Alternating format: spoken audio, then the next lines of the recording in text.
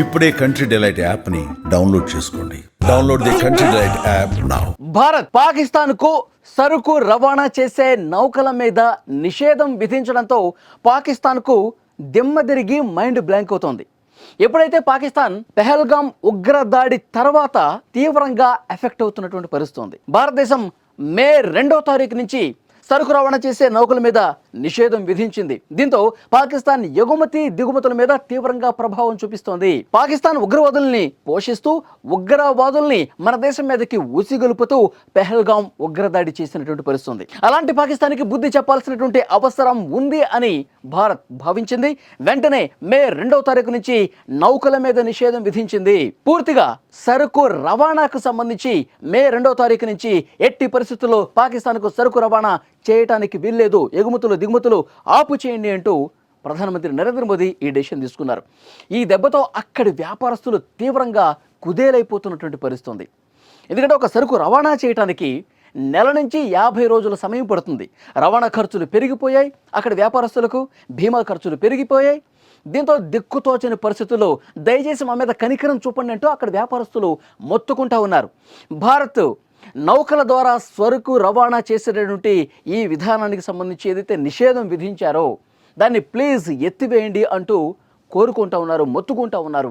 కానీ భారత్ వినిపించుకునే పరిస్థితి లేదు ప్రస్తుతం. ఎందుకంటే పెహల్గాం ఉగ్రదాడి జరిపినటువంటి ఆ విషాదం అలాంటిది. అలాంటి అమానుషమైనటువంటి దుర్మార్గమైనటువంటి చర్యకు పాకిస్తాన్లో తలదాచుకున్నటువంటి ఉగ్రవాదులు పాల్పడ్డటువంటి పరిస్థితి. అందుకే మనం సింధు జలాల ఒప్పందాన్ని కూడా నిలిపివేశాం. దౌత్యపరంగా పాకిస్తాన్ ఎక్కడికక్కడ టైట్ చేస్తున్నాం. సింధు జలాలు ఎప్పుడైతే మనం నిలుపుదల చేసామో అక్కడి నుంచి ఇంకా రెచ్చగొట్టే వ్యాఖ్యలు వచ్చినాయి. ఎలా ఆపుతారు సింధు నదీ జలాలను మా దేశంలోకి రాకుండా? ఒకవేళ మీరు అక్కడ ప్రాజెక్టులు కట్టి ఆ నదీ జలాలను మాకు రాకుండా చేస్తే సింధు జలాల్లో నీళ్లు కాదు పారేది, అక్కడ ఉన్నటువంటి భారతదేశ ప్రజల రక్తం అంటూ రెచ్చగొట్టే వ్యాఖ్యలు చేశారు. అక్కడ ఉగ్రవాదులు అదేవిధంగా మాట్లాడారు, అక్కడ పాలకులు కూడా అదేవిధంగా మాట్లాడారు. వీళ్ళ తెక్క కుదరటానికి ఇలాంటి చర్యలు మనం తీసుకోవాల్సిందే అంటూ భారత్ ఇంకా సీరియస్గా యాక్షన్ మొదలుపెట్టింది. ఈ విధంగా నౌకల నుంచి సరుకు రవాణా చేసే వీలు కల్పించకూడదని మే 2 నుంచే ఆ నిషేధం అమలు చేసిన పరిస్థితి.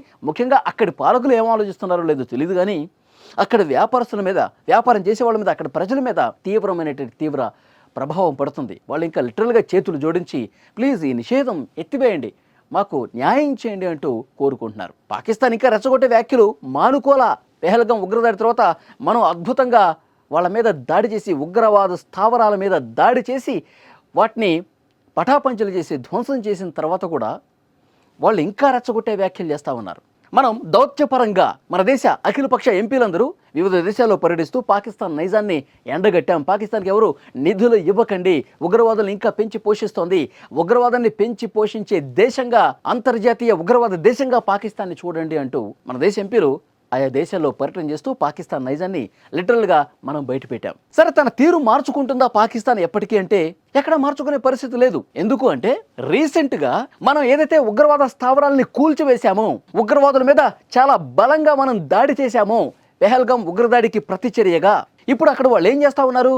ఆ ధ్వంసమైనటువంటి ఉగ్రవాద స్థావరాల దగ్గర మళ్ళీ పునర్నిర్మాణ కార్యక్రమాలు చేస్తూ ఉన్నారు. ఉగ్రవాదుల్ని మళ్ళీ పెంచి పోషించే విధంగా కార్యక్రమాలు చేస్తూ ఉన్నారు. అక్కడ పెద్ద ఎత్తున ఉగ్రవాద శిబిరాలు ధ్వంసమైనవి ప్రభుత్వం, అక్కడి ప్రభుత్వ సాయంతోనే, అక్కడ పాలకుల సాయంతోనే ఉగ్రవాద శిబిరాలను మళ్ళీ వాళ్ళు నిర్మాణం చేస్తూ ఉన్నారు. మనం ధ్వంసం చేయటం, మనం ఉగ్రవాదుల్ని చంపడం, వాళ్ళు ఉగ్రవాదుల్ని పోషించడం, ఉగ్రవాదులకి ఆవాసం కల్పించడం. అందుకే భారత్ చేస్తుంది 100% కరెక్ట్. మనం పాకిస్తాన్కి ఇంకా బుద్ధి చెప్పాల్సిందే. వాళ్ళు ఇంకా దారిలోకి రాలేదు, వాళ్ళు ఇక కుక్క తోక వంకర అన్నట్లు వాళ్ళ బిహేవియర్ అలాగే ఉంది. మనం సింధు నదీ జలాలను ఆపేయటం కరెక్టు, ఇప్పుడు నౌకల మీద నిషేధం ఏదైతే విధించామో అది కరెక్టు, మనం అన్ని దేశాలు తిరిగి పాకిస్తాన్ నైజాన్ని ఎండగడుతున్నాం, అది కూడా కరెక్ట్. రేపు మాపో ఆ సింధు నదీ జలాలకు సంబంధించి ప్రాజెక్టులు కూడా కట్టేసి ఒక నీటి చుక్క కూడా పాకిస్తాన్కి రాకుండా చేయాలి. అప్పుడే వాళ్ళు దారిలోకి వస్తారు. వాళ్ళ పొలాలు ఎండిపోతే, వాళ్ళ ప్రజలు సాగునీటికి ఇబ్బంది ఏర్పడితే, ఆకలి దప్పకిలతో అల్లాడుతుంటే అప్పుడు తెలిసి వస్తుంది పక్క దేశాలతో ఏ విధంగా ఉండాలి, ఉగ్రవాదుల్ని మనం పెంచి పోషిస్తే మనకి ఎలాంటి నష్టం చేకూరుతుంది, అప్పుడు తెలిసి వస్తుంది అక్కడ వాళ్ళకి. లేనంత కాలం ఇలాంటి దుర్మార్గపు విషపు విధానాలతో పాకిస్తాన్ ముందుకు పోయేంత కాలం వాళ్ళకి భవిష్యత్తు ఉండదు. అక్కడ ప్రజలు కూడా తీవ్రంగా ఇక్కట్లు పడే పరిస్థితి ఉంటుంది. మనం తీసుకున్నటువంటి నిర్ణయం సబబు సహేతుకం అని చెప్పి అందరూ కూడా ప్రపంచం మొత్తం కూడా మాట్లాడుతూ ఉంది. సో డెఫినెట్గా భారత నౌకల మీదే కాదు, ఎగుమతి దిగుమతుల మీదే కాదు, చాలా విషయాల్లో పాకిస్తాన్ని ఇంకా వాటి నట్లు బోల్ట్లు టైట్ చేయాల్సినటువంటి అవసరం ఉంది. ఫ్రెండ్స్, మీరేమనుకుంటున్నారు? ఏదైతే మనం తీసుకున్న నిర్ణయాలు ఉన్నాయో అవి కరెక్టే అని భావిస్తూ ఉన్నారా? పాకిస్తాన్కి ఇంకా బుద్ధి చెప్పాల్సినటువంటి అవసరం ఉంది అని చెప్పి మీరు భావిస్తూ ఉన్నారా? దయచేసి కామెంట్ రూపంలో తెలియజేయండి. Thank you very much.